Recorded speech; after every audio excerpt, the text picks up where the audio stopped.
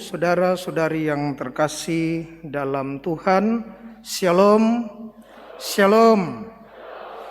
Ada umat yang berjumpa dengan saya dan bilang, Pastor Di, baju baru, jubah baru, toga baru.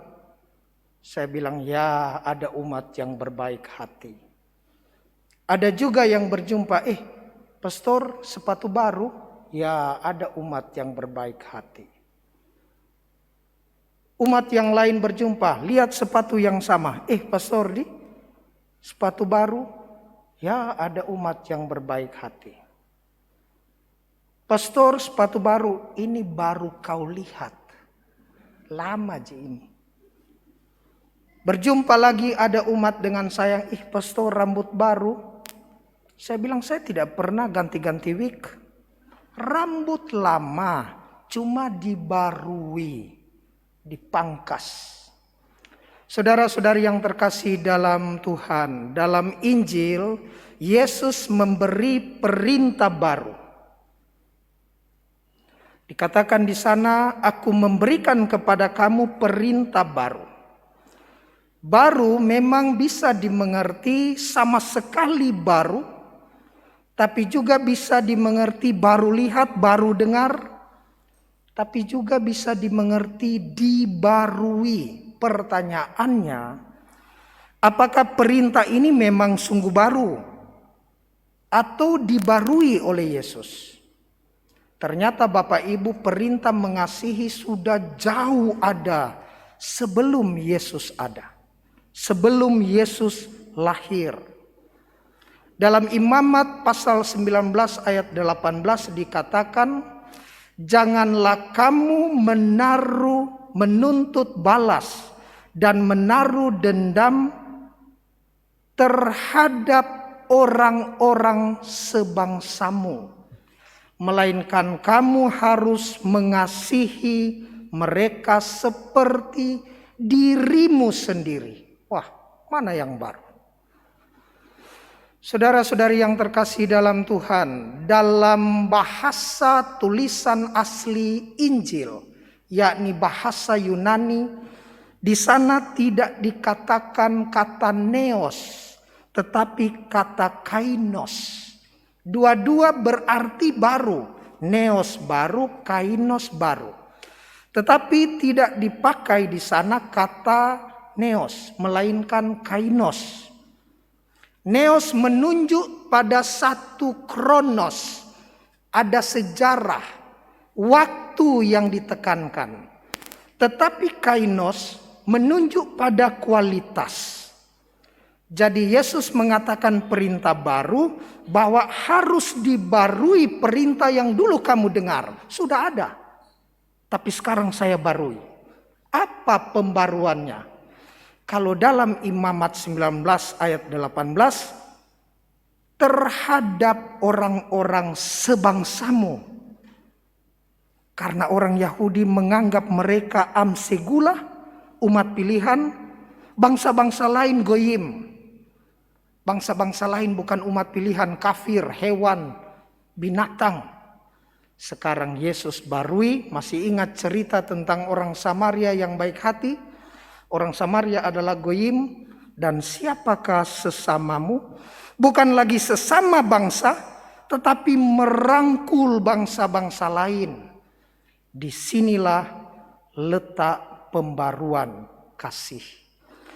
Dalam bacaan pertama, ketika Paulus dan Barnabas pergi ke Listra, Ikonium, Antioquia, apa yang mereka lakukan di sana? Mereka menguatkan hati jemaat, dikatakan pada bacaan pertama. Mereka menguatkan hati jemaat supaya mereka bertekun di dalam iman. Setelahnya Paulus dan Barnabas pergi ke Pisidia, Pamfilia, lalu pergi ke Perga dan selanjutnya ke Atalia. Untuk apa? Mereka memberitakan firman. Setelah itu dari Atalia, itu di pantai, mereka berlayar kembali ke Antioquia, di mana untuk pertama kali umat jemaat disebut Kristen. Mereka panggil jemaat-jemaat Antioquia dan mereka cerita bagaimana pekerjaan Tuhan terjadi terhadap bangsa-bangsa lain. Menarik Bapak Ibu. Dalam perjalanan Paulus, dia menguatkan hati murid-murid supaya bertekun dalam iman. Paulus kembali ke Antioquia untuk menceritakan bagaimana Tuhan juga berkarya pada bangsa-bangsa lain. Tetapi di Pisidia, Pamfilia, Atalia, Perga, dia baru memberitakan firman. Ketika Paulus dan Barnabas kembali ke Antioquia yang dulunya mereka memulai karya dari sana, saatnya mereka menyelesaikan karya itu.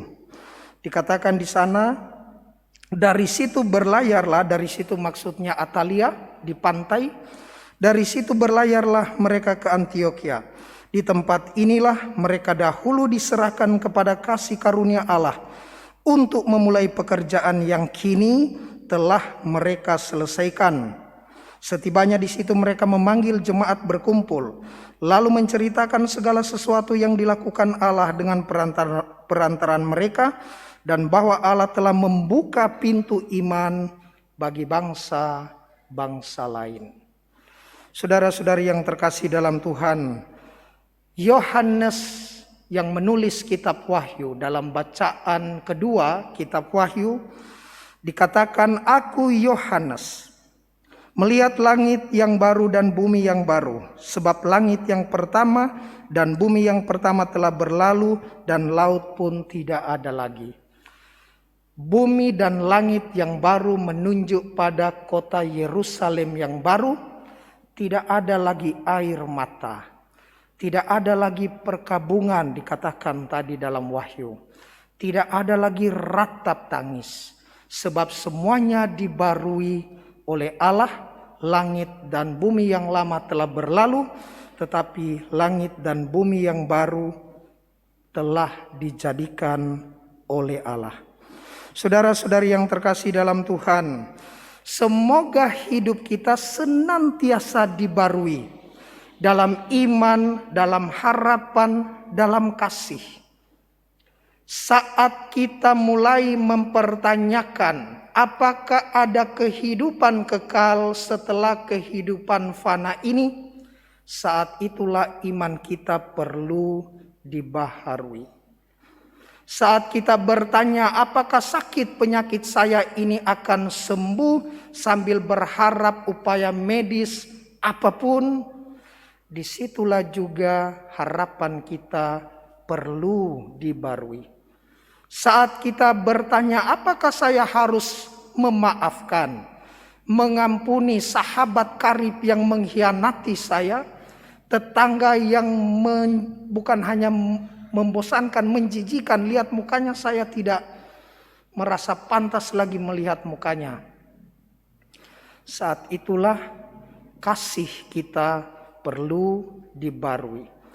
Semoga kita menemukan pembaruan hidup dalam relasi kita dengan Allah, dalam relasi dengan sesama siapapun mereka, tetapi terlebih dalam relasi kita dengan diri sendiri. Semoga demikian.